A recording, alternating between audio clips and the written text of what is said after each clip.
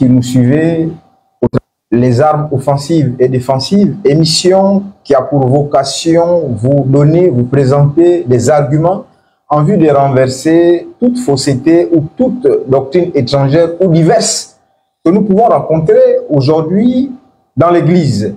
C'est pourquoi ce soir, nous allons parler des sept tonnerres. Docteur Yannick, bonsoir. Bonsoir mon frère bien-aimé Olivier, que Dieu vous bénisse richement et tous les bien-aimés qui nous suivent de partout dans le monde. Soyez richement bénis. Qui est agréable au Seigneur et de condamner tout ce qui est contraire à la parole de Dieu. Docteur Yannick, aujourd'hui, qu'est-ce que nous pouvons dire par rapport au message de sept tonnerres? Parce que nous savons aujourd'hui que ce message de sept tonnerres a été travaillé ou a été annoncé par un grand prophète qui est suivi par plusieurs personnes. Mais qu'est-ce que nous pouvons dire ce soir, ou qu'est-ce que vous pouvez dire par rapport à ce message de sept tonnerres, Dr. Yannick? Peut-être d'abord l'écouter et dire aussi que notre émission est deux parties.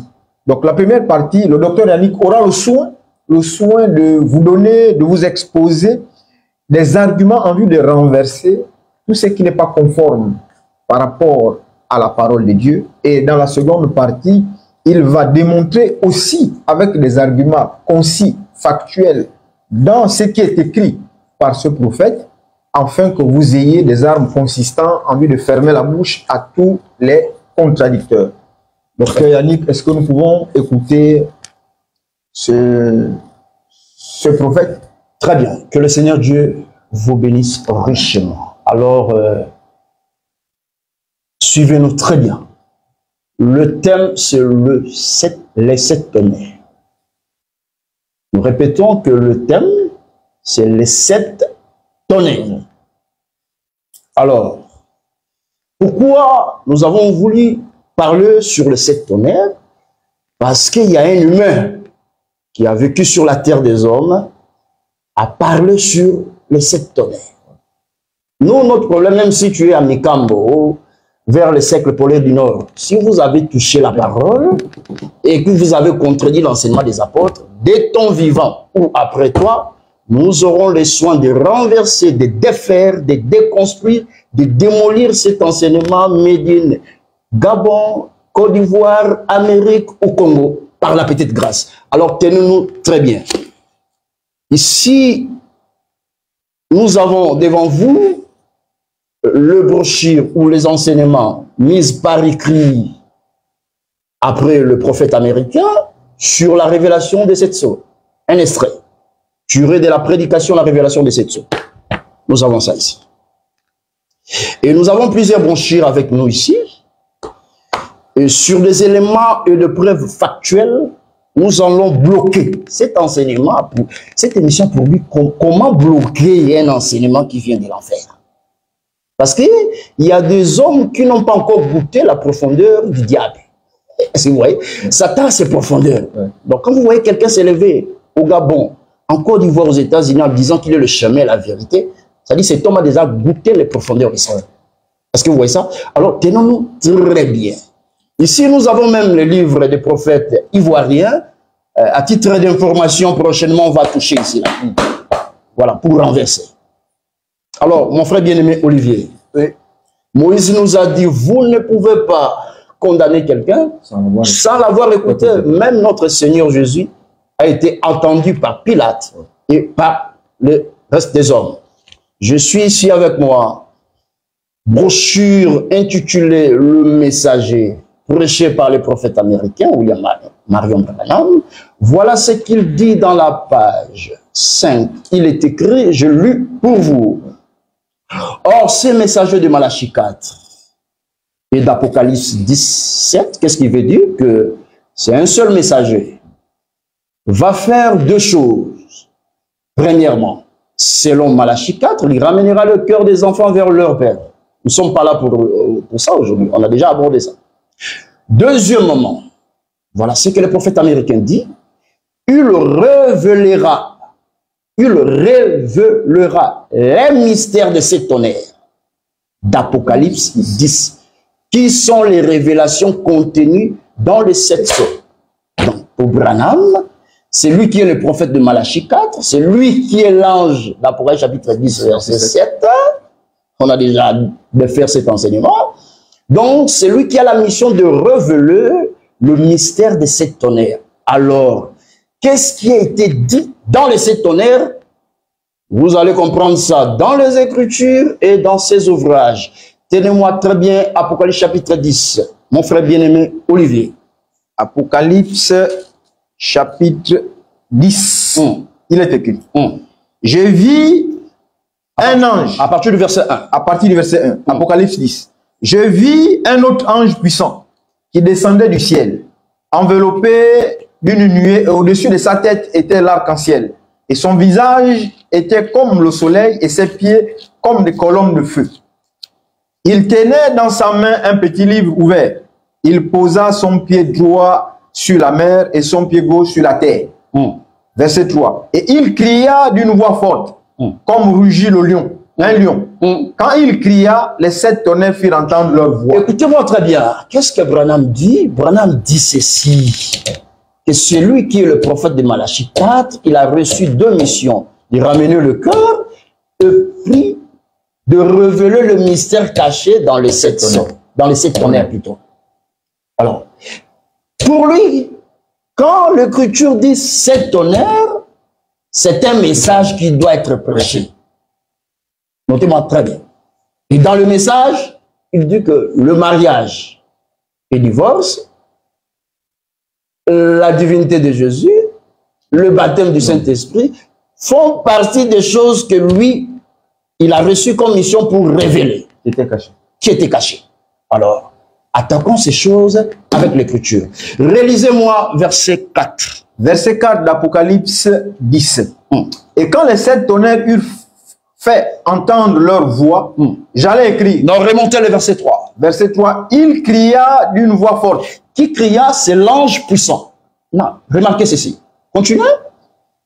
Quand il cria, les 7 tonnerres firent entendre leur voix. Les 7 tonnerres ne sortent pas à partir des États-Unis. Parce que les gens ne comprennent pas. Quand on dit 7 tonnerres, ils croient que c'est une voix qui a tonné. Non, non, non, non, c'est pas ça. C'est l'ange puissant. Quand il cria d'une voix forte, qu'est-ce qui s'est passé? Quand il cria d'une voix forte, les 7 tonnerres firent entendre leur voix. C'est-à-dire les 7 tonnerres firent entendre leur voix. C'est quand l'ange puissant cria d'une voix forte comme rugit un lion. Ah, c'est-à-dire dans la...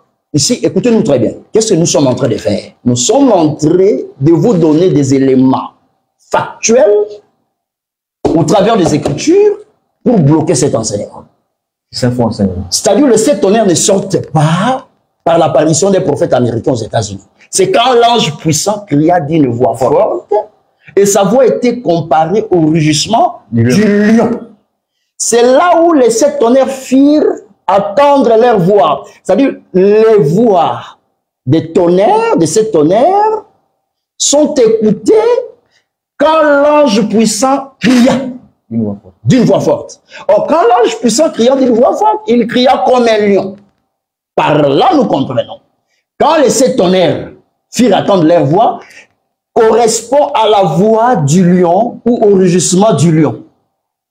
Ça, c'est d'abord sur le plan factuel. Donc, quand nous voulons écouter le message de 7 tonnerres, il faut que l'ange puissant crie aussi d'une voix forte. C'est-à-dire, c'est par la voix de l'ange puissant que les 7 tonnerres firent attendre leur voix. Or, quand l'ange puissant cria, il rugissait. Alors, dans la Bible, le rugissement du lion, c'est quoi? Proverbe chapitre 19,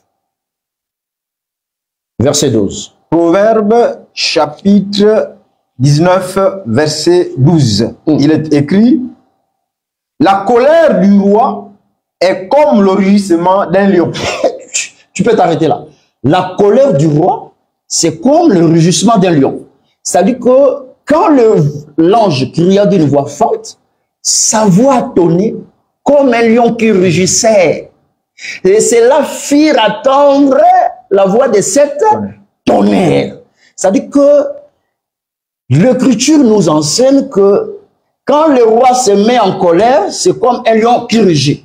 Par là, nous comprenons que le message de cet tonnerre est lié à la colère. Ça, c'est un élément factuel. Donc, si quelqu'un dit que Dieu l'a donné un message pour enseigner à l'Église, nous lisons ceci, que ce message-là, c'est un message de la colère. Dans 1 Thessaloniciens chapitre 5, il dit, nous ne sommes pas destinés à la colère, mais à l'acquisition du salut. Est-ce que l'Église est appelée à écouter? Donc, sur le plan factuel, avec un élément preuve à l'appui, quand les 7 tonnerres firent atteindre leur voix, c'est quand l'ange puissant cria d'une voix forte. Il a rugi comme un lion. Oh, quand les lions rugit, c'est tant on appelle ça colère du roi. Le roi ici, c'est Dieu. Donc, si quelqu'un vous pose une question, que nous avons un message du temps, qu'un prophète américain est venu révéler, il faut lui répondre que ce message est destiné à quoi? Pas à l'Église, parce que l'Église ne peut pas recevoir un message de la colère. On dit, nous ne sommes pas destinés à la colère. Donc, automatiquement, ces messages ne concernent pas l'Église. Ça, c'est le premier élément. Poursuivez maintenant le verset 4. Verset 4 d'Apocalypse. Apocalypse chapitre 10, frère. Apocalypse 10, verset 4, il est écrit. Et quand les 7 tonnerres eurent fait entendre leur voix, j'allais écrire. Et j'ai entendu du ciel une voix qui disait, celle, ce qu'on dit les 7 tonnerres, et ne l'écrit pas.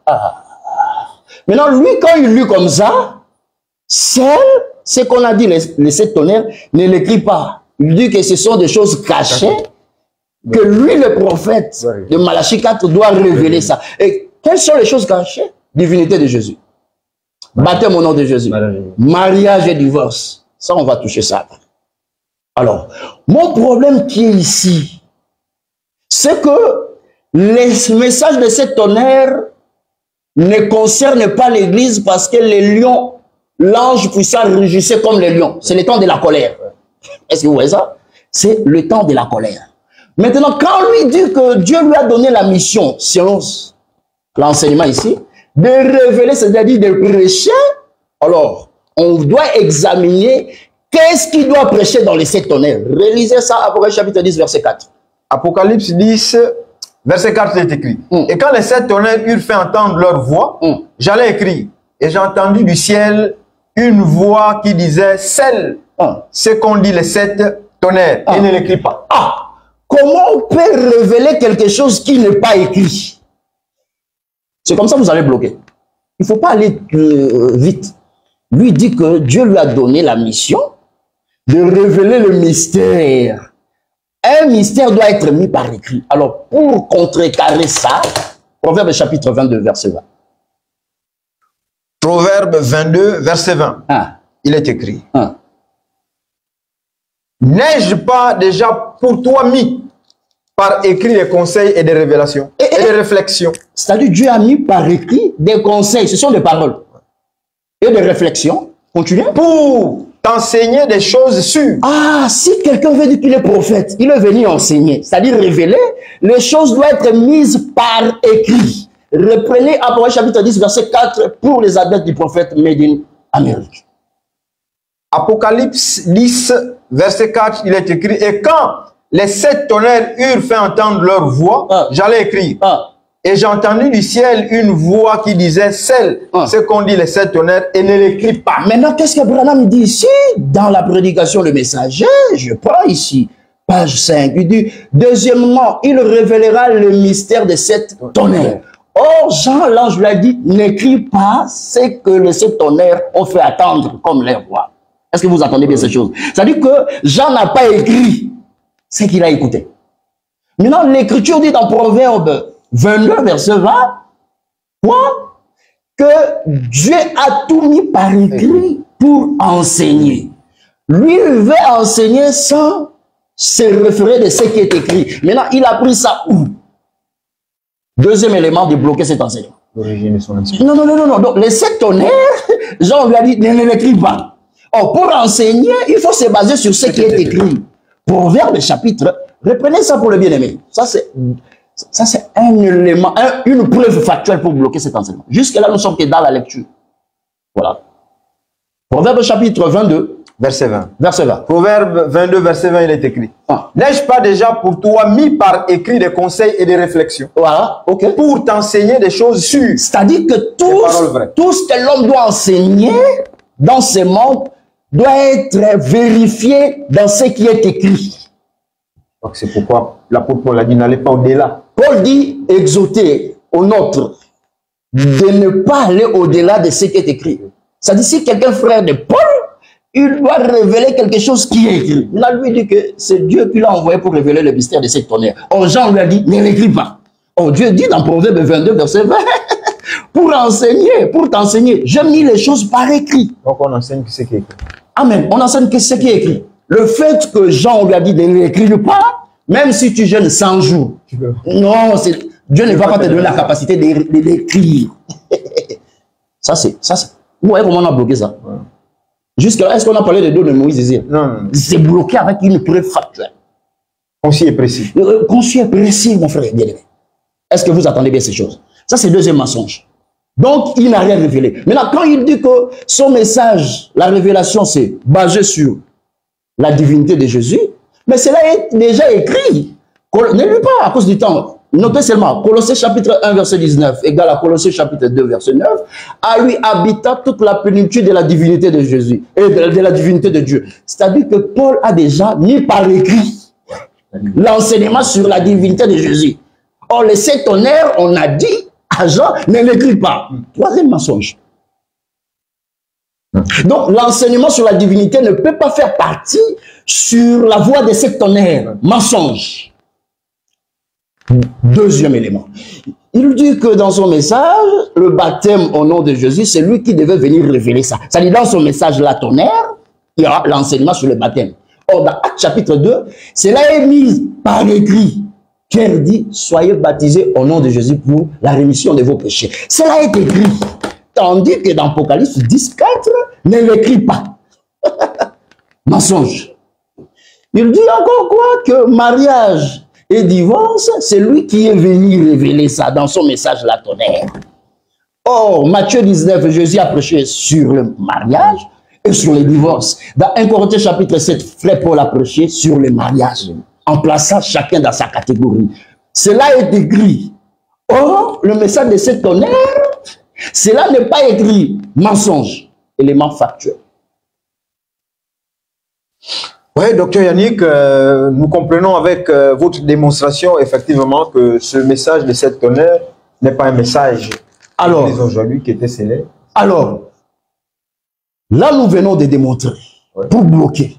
Maintenant quand on dit tonnerre, il faut voir l'explication. Paul dit ils veulent être docteurs de la loi.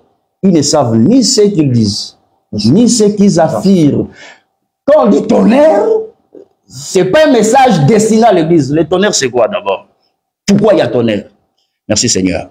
Job, chapitre 26, verset 14. Prenez vos Bibles à la maison. Ouais, pour vérifier. Pour vérifier. Parce que quand on dit tonnerre, il faut avoir l'explication. Job, chapitre 26, verset 14. Job, chapitre 26, verset 14, il est écrit. Ce sont là les bords de ces voix.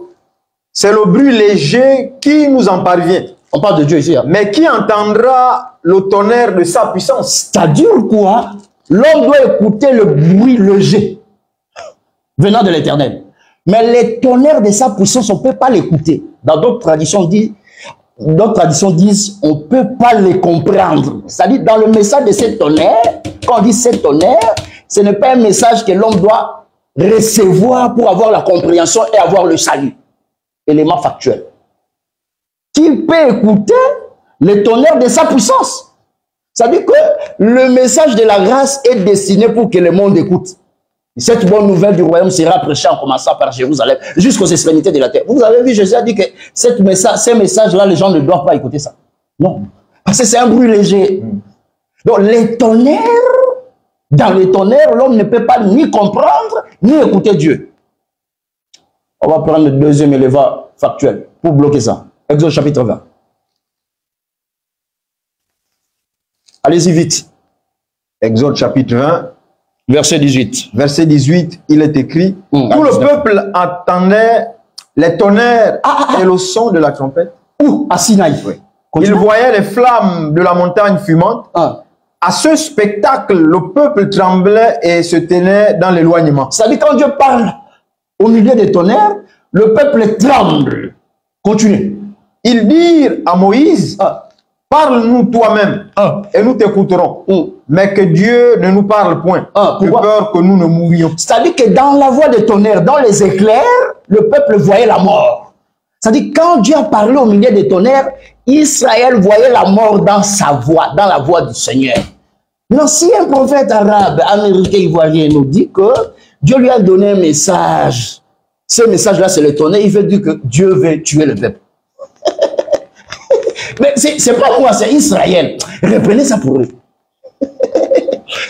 Deutéronome chapitre 18 et Exode chapitre 20, verset 18. Tout le peuple entendait les tonnerres et le son de la trompette, et il voyait les flammes de la montagne fumante.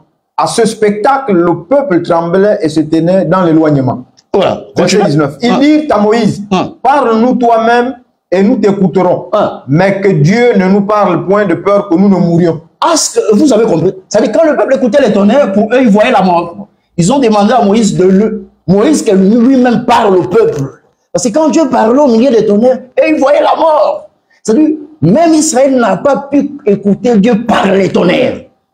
C'est-à-dire, un prophète américain dit que son message, c'est le tonnerre. Il veut dire que je suis venu pour juger, je suis venu pour donner la mort. Élément factuel clair. Deutéronome 18, verset 15. Deutéronome 18, verset 15. Il est écrit, l'Éternel, ton Dieu, te suscitera du milieu de toi dans tes frères. Pourquoi? Un prophète comme moi, vous l'écouterez. Pourquoi? Il répondra ainsi à la demande que tu fis à l'Éternel. La demande que tu fis à l'Éternel, c'est Exode chapitre 20, verset 18 à 19. À Horeb, le jour de l'assemblée, quand tu disais que je n'entende plus la voix de l'Éternel, mon Dieu, et que je ne vois plus ce grand feu. Ça dit le grand prophète qui viendra après Moïse, lui ne va pas parler comme Dieu a parlé autrefois. Parce que Dieu en Horeb, quand il parlait au milieu des tonnerres et des éclairs. Ça dit que maintenant Moïse prophétise ici, l'Éternel Dieu suscitera au milieu de vos frères un prophète comme moi pour répondre à la demande d'Exode 20, 18, 19. C'est-à-dire que quand ce prophète-là viendra, lui ne va plus parler comme Dieu a parlé autrefois par les tonnerres. Donc, il va parler par la voix douce. Est-ce que vous voyez ça? Est-ce que vous entendez bien ces choses? Ça, c'est pour montrer que Dieu, dans ces temps, ne peut pas utiliser les tonnerres comme un message pour parler à son peuple qui est l'Église. Parce que ce message est destiné à la colère. Quand l'ange puissant cria d'une voix forte, sa voix était comparée au rugissement du lion. C'est là où firent attendre. C'est pas aux États-Unis. Mais quand quelqu'un lit, lui voit les États-Unis, il voit Kentucky. Non. L'Écriture dit, c'est quand l'ange puissant cria d'une voix forte. Maintenant, sa voix était comparée au rugissement du lion. C'est là où firent attendre la voix de cette tonnerre. Donc, la voix de cette tonnerre correspond au cri. C'est-à-dire au cri de l'ange puissant. C'est pendant ces temps-là que les gens écoutent. Est-ce que vous entendez bien ces choses? Voilà pourquoi nous disons, le temps où le roi se met en colère, c'est le temps où le lion rugit. Est-ce qu'aujourd'hui c'est le temps de la colère? Nous disons non, parce que Paul dit, nous ne sommes pas destinés à la colère, mais à l'acquisition du salut. Donc l'Église ne peut pas écouter le message des tonnerres. Ça, c'est le temps où Dieu rentre en colère pour juger les mondes. Quand on dit tonnerre. Mais vous devez comprendre, parce que je ne suis pas là pour enseigner, nous sommes en train de bloquer l'enseignement qui vient de l'enfer. Parce qu'ils disent que quoi? L'ange puissant, là, il vient envelopper du nuée. Est-ce que vous entendez ces choses? C'est la nuée qui était descendue, une soi-disant nuée qui était descendue sur la chauve des prophètes américains. Et pour eux, le fait que la nuée descend sur la chauve, ça couvert bien la tête. Donc, c'était l'ange là. Non. L'ange d'Apocalypse. Non, non, c'est pas comme ça, papa. La photo là, c'est pas comme ça. Alors, prends Job chapitre 28, verset 26. Job chapitre 28, verset 26. Job 28, verset 26. Il est écrit, quand il donna des lois à la pluie. Ça, c'est Dieu. En fait, pour que la pluie tombe, Dieu ordonne, c'est ça, donnant les lois à la pluie. Et qu'il traça la route de l'éclair et du tonnerre. Vous voyez, Dieu traça la route de quoi? Dieu traça la route de l'éclair. De l'éclair et du tonnerre. C'est-à-dire qu'avant que la pluie tombe, vous voyez, il y a les éclairs, il y a les tonnerres. Donc, la présence des tonnerres, c'est pour annoncer aussi la pluie. Mais une forte pluie, une orage. Est-ce que vous attendez ces choses? Donc, quand vous voyez là, la pluie là, c'est toute une frappe. C'est comme au temps de Noé. Il y avait la pluie, mais cette pluie-là, c'était tout un jugement pour les habitants de la terre. Est-ce que vous attendez ces choses? Donc, la présence du tonnerre n'est pas quelque chose de bénéfique pour les habitants de la terre. C'est le jugement. Apocalypse chapitre 1, verset 6. On ferme toutes les portes ici. Apocalypse chapitre 1er, verset 6. Et qui a fait de nous un royaume de sacrificateurs? Oui, c'est ça, verset 7. Un royaume de sacrificateurs. Allez-y, verset 7. Voici, il vient avec les nuées, et tout œil le verra. Maintenant, quand on dit voici, il vient avec des nuées, il montre la photo. C'est pas ça. Continuez. Même ceux qui l'ont percé et toutes les tribus de la terre se lamenteront à cause de lui. Il vient avec le nuée, toutes les tribus de la terre se lamenteront à cause de lui. Ça, c'est pas le temps de la joie, c'est le temps du jugement. Est-ce que vous entendez ces choses? Dieu utilise la pluie comme frappe pour juger. Donc, la présence du tonnerre là-bas, ce n'est pas la présence de sauver ou de prêcher la grâce. Non. Le message du tonnerre n'a jamais été un message de la grâce. C'est Dieu qui rentre en jugement. Le Seigneur Dieu nous bénisse. Amen. Voilà un peu, ce sont des éléments factuels que nous avons voulu donner au peuple parce que nous n'enseignons pas. Nous donnons des preuves pour bloquer cet enseignement que les 7 tonnerres n'ont rien à voir avec la prédication de la croix. Parce que cela n'est pas écrit. Voilà un peu, en mon frère, mon bien-aimé Olivier, ce que nous pouvons dire parce que nous avons beaucoup de choses à dire. Nous avons beaucoup de choses et nous rentrons dans la deuxième phase, celle de démontrer ou de lui présenter les différentes contradictions de ce prophète dans ses propres écrits ou dans ses propres brochures. Docteur Yannick. Que le Seigneur Dieu vous bénisse. Amen. Alors la deuxième étape, parce que là vous venez de comprendre, quand Dieu parle par les tonnerres, ce n'est pas pour sauver, c'est pour juger. Et il a parlé au milieu des tonnerres quand il a donné la loi. Israël n'a pas écouté. Il a dit à Moïse, toi-même parle à nous. Il faut s'adresser à nous. Nous ne voulons pas écouter Dieu. Mais comment un messager peut dire qu'il vient avec un message qui s'appelle tonnerre? Ça veut dire qu'il veut dire que je suis venu juger, je suis venu condamner. Parce que dans la loi, Dieu a condamné. Maintenant, la deuxième phase, c'est montrer que ce prophète lui-même s'est contredit, s'est perdu dans sa mission de prêcher les tonnerres. Alors, mettez le j'aime là-bas parce qu'on va finir par là. Ici, ce sont des éléments factuels. On n'enseigne pas sur les 7 tonnerres. On vous donne les éléments pour bloquer. Alors, nous rentrons dans ses propres ouvrages. Tenez-moi très bien. Je suis ici dans la prédication de cette sceau prêchée par le prophète américain, William Marion Branham. Alors, mon frère bien-aimé Olivier, tenez-moi très bien. Page 18, paragraphe 162. Tenez-moi très bien. Vous allez lire pour le bien-aimé, page 18, paragraphe 162. Vous commencez à partir d'ici, parce qu'il parle des tonnerres, ce qui arrive. Très fort pour le bien-aimé. Ce qui arrive, c'est ce que ces tonnerres, ces 7 tonnerres... Doucement, ici, Branham prêche sur les tonnerres. Écoutez très bien. Ce qui arrive, c'est ce que ces 7 tonnerres que Jean a entendu tonner, au sujet desquels il lui fit interdit d'écrire. Lui-même, Branham reconnaît que là, Jean interdit à Jean de ne pas écrire. C'est Branham qui dit là. Continue. C'est derrière ces 7 tonnerres qui grondèrent l'un après l'autre que se trouve le mystère. Il dit qu'il y a un mystère qui est caché dans les 7 tonnerres. Maintenant, continuez paragraphe 163. Ici. Paragraphe 163. Pourquoi? Pourquoi? Laissez-moi vous le prouver. C'est le secret que personne ne connaît. Ah, doucement. Branham dit, ce qui n'a été pas mis par écrit, personne ne le connaît. Donc, quand là je disais à Jean, ne l'écris pas. Branham dit, donc, au moment où il prêchait, il ne connaît rien. Personne ne le connaît. C'est pas moi, c'est Branham qui dit ça. Continuez. Il fut interdit à Jean de rien écrire à ce sujet. Donc, lui dit que, donc, vous voyez la contradiction? Voilà. Fais comme ça. Dans la contradiction, qu'est-ce qu'il dit?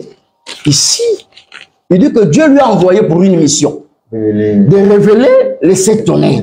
Maintenant, là, quand il commence à prêcher sur les 7 sceaux, il s'est perdu. En disant, attention, même Jean l'a interdit de ne pas écrire. Donc, au moment où je parle, personne ne connaît sur les 7 tonnerres. Continue. Il ne put même pas écrire le moindre symbole. Non, il n'a même pas écrit même quelque chose là. Non, non, non. Vrai. Continue. Pourquoi donc? Voici pourquoi. Il n'y avait en ce moment-là plus aucune activité dans le ciel. Parce qu'autrement, le secret aurait pu être dévoilé. Voilà, voyez-vous, cela maintenant, s'il est si glorieux, il doit être inclus. Parce que cela arrivera, mais quand les 7 tonnerres. Donc, vous voyez même sa conclusion. En fait, il est tenté de marier le silence d'une demi-heure avec les 7 tonnerres. Il s'embrouille. C'est ça qu'il est en train de parler ici. Est-ce que vous comprenez ça? Maintenant, prends Révélation toujours. La prédication ici, là. Page 23. Page 23, paragraphe 207. Toujours la prédication de 7 sceaux. Page 23. Paragraphe 207. Nous sommes ici. À cause du temps, vous pouvez commencer par ici. Maintenant, quel est ce grand secret caché sous ce sceau? Je l'ignore. Je ne le connais pas.